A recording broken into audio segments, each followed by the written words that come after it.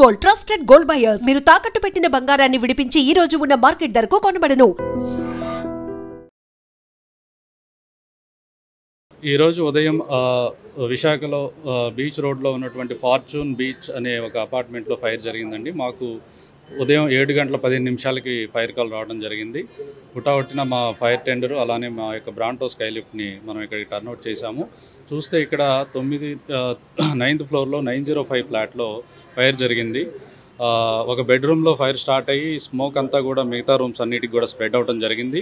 ఇమ్మీడియట్గా మా సిబ్బంది ఇక్కడికి వచ్చేసి, ఈ బిల్డింగ్ హై రైజ్ బిల్డింగ్ కాబట్టి వీళ్ళకి ఆల్రెడీ ఫైర్ ఫైటింగ్ ఎక్విప్మెంట్ అంతా కూడా ఉంది కాబట్టి దాంట్లో ఉన్నటువంటి ఒక హౌస్ రైల్ని బయటికి తీసి ఆ హౌస్ ద్వారా కూడా మా వాళ్ళు ఫైర్ ఫైటింగ్ చేసి కంట్రోల్ చేశారు. సో ఇక్కడ ఎక్విప్మెంట్ కండిషన్ బాగా మెయింటైన్ చేస్తున్నారు. That is a very good thing.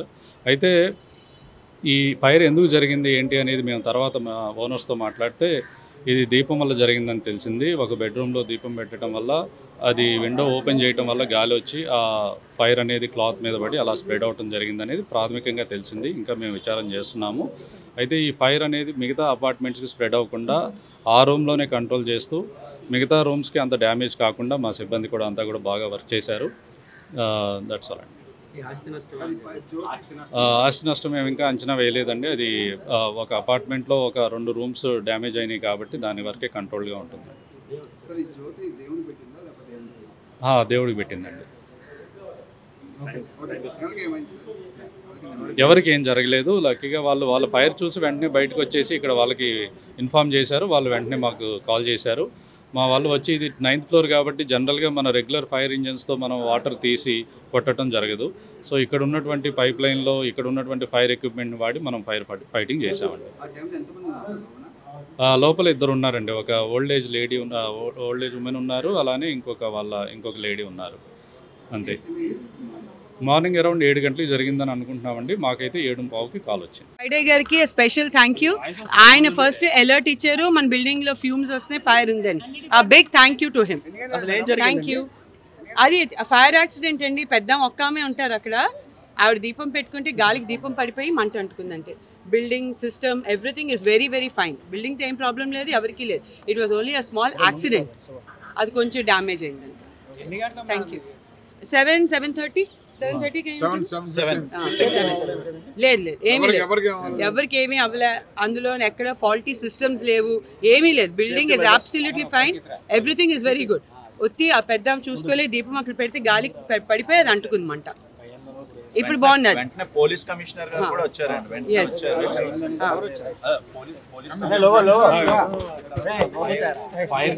Fire DG గారు వచ్చారు. అందరూని వచ్చి ఇమీడియట్ గా యాక్షన్ తీసుకున్నారు. ఫైర్ డిపార్ట్మెంట్ వాళ్ళు కూడా మొత్తం అంతా ఫైర్ అంతా కూడా కంట్రోల్లోకి తీసుకొచ్చి ఎక్కడ ఏం ఇబ్బంది లేకుండా చేశారండి. బిల్డింగ్లో అయితే ఏం ఇష్యూ లేదు. ఓన్లీ ఏంటంటే ఫైర్ యాక్సిడెంట్ అని చెప్పేసి కూడా వాళ్ళు సర్టిఫై చేశారన్నమాట. అది సేఫ్టీ మెషర్స్లో కానీ ఇది కానీ అక్కడ ఏం ప్రాబ్లం లేదండి. న్యూ బిల్డింగ్ కదా, మొత్తం అంతా కూడా ఫైర్ ఎస్టింగ్విషర్స్ కానీ, తర్వాత ఫైర్ పైప్ లైన్స్ కానీ everything is intact and everything is perfect. ఏదండి, ఆ ఫ్లాట్లో ఒకలే ఉన్నారండి, పెద్ద ఆవిడ ఉన్నారు. మిగతా వాళ్ళు ఆటోమేటిక్గా ఈ 96 అపార్ట్మెంట్స్ ఆల్మోస్ట్ వాళ్ళు అందరూ కూడా ఎవ్రీవన్ ఆర్ సేఫ్. ఎవరికి ఎక్కడ ఎలాంటి ఇబ్బందికరంగానే ఏం లేదు. అది ఒకే ఒక రోడ్డు ప్రమాదంలో 5గురు బీటెక్ విద్యార్థులు చనిపోయిన దుర్ఘటన మీ అందరికీ తెలుసు. పల్నాడు జిల్లా చిలకలూరిపేట బైపాస్ వద్ద జరిగిన ఒక అతి వేగంగా వచ్చినటువంటి కారు కంటైనర్ను ఢీకొట్టినటువంటి దుర్ఘటనలో 5గురు ప్రాణాలు కోల్పోయారు. మరొకరు హాస్పిటల్లో ట్రీట్మెంట్లో ఉన్నారు. ఈ ఘటన తెలిసిన తర్వాత వారందరూ కూడా అయ్యప్ప దీక్షలో ఉండటం మరింత బాధాకరంగా అనిపించింది. అయితే అతి వేగంగా వెళ్తున్న కారు ఒక్కసారిగా కంటైనర్ను అంత బలంగా ఢీకొనడం ఏంటి, ప్రమాదానికి కారణం ఏంటి అనే దానిపైన అనేక రకాల విశ్లేషణలు కూడా కొనసాగాయి.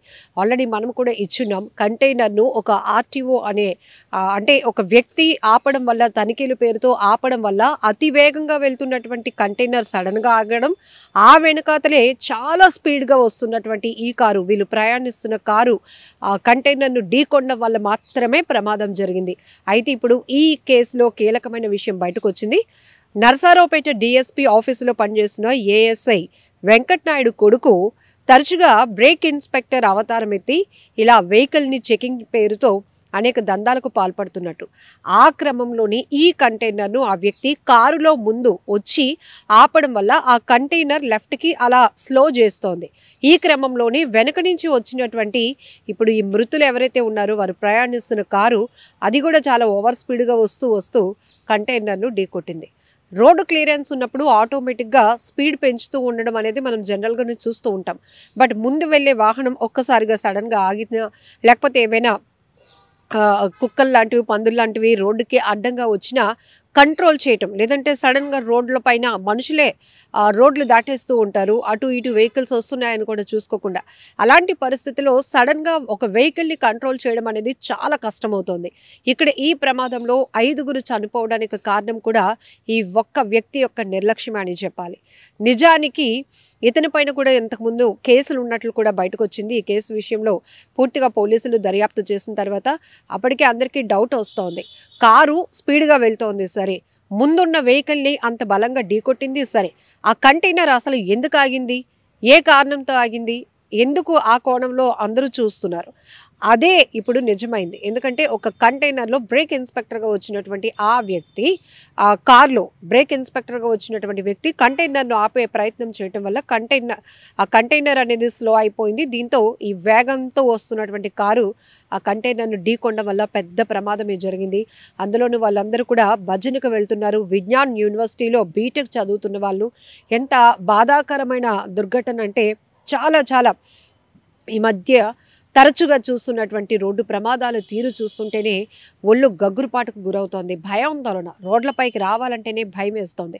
విశాఖలో ఈరోజు జరిగిన ఒక రోడ్డు ప్రమాదంలో కూడా ఒక వ్యక్తి ఓ యువకుడు అక్కడికక్కడే ప్రాణాలు కోల్పోయాడు. బిస్లరీ బాటిల్స్ ఆ లోడ్తో వెళ్తున్నటువంటి వెహికల్ ఢీకొనడం వల్ల అక్కడికక్కడే దుర్మరణం పాలైనటువంటి ఘటన. అయితే ఆ అబ్బాయి ఎవరు అనేది తెలుసుకునే ప్రయత్నంలో స్థానికులు తన సెల్ ఫోన్ని తీసి తన ఫింగర్ ప్రింట్ వేసి ఆ బంధువులకి కాల్ చేసే ప్రయత్నం కూడా చేసిన దృశ్యాలు కూడా తీవ్రంగా కలవరపాటుకు గురి చేశాయి. పొద్దునకే ఇలాంటి రోడ్డు ప్రమాదాలు చూస్తూ ఉండటం కూడా చాలా బాధేస్తోంది. ఒక రకంగా ప్రతి ఒక్కరిలో ఒక అభద్రతా భావాన్ని కూడా పెంచుతోందని చెప్పాలి. మనం సక్రమంగా వెళ్తున్నప్పటికీ, ట్రాఫిక్ రూల్స్ పాటిస్తున్నప్పటికీ ముందు వెనుక సైడ్ను వెళ్తున్న వెహికల్స్ ఎప్పుడు ఎలా వచ్చి దూసుకొస్తాయో కూడా తెలియలేనటువంటి పరిస్థితి. ఒక రకంగా చెప్పాలంటే ప్రయాణానికి అసలు భద్రత లేకుండా పోతోంది. ఆ కారణం అతి వేగం, నిర్లక్ష్యపు డ్రైవింగే ప్రధానంగా రోడ్డు ప్రమాదాలకు కారణమవుతోంది. ఇక్కడ కంటైనర్ అక్కడ ఈ బ్రేక్ ఇన్స్పెక్టర్ రూపంలో వచ్చిన ఆ వ్యక్తి తప్పు ఎంతుందో ఈ కారు కూడా అంతే ఓవర్ స్పీడ్గా వెళ్ళటం కూడా అంతే తప్పు కనపడుతోంది. ఏది ఏమైనప్పటికీ కూడా డ్రైవింగ్ చేసే వాళ్ళ ఒక్కరి నిర్లక్ష్యం వల్ల ఎంతోమంది ప్రాణాలు పోగొట్టుకోవాల్సినటువంటి పరిస్థితులు వస్తున్నాయి. ఇంకో ఘటన చూసారుగా, సోషల్ మీడియాలో వైరల్ అవుతోంది.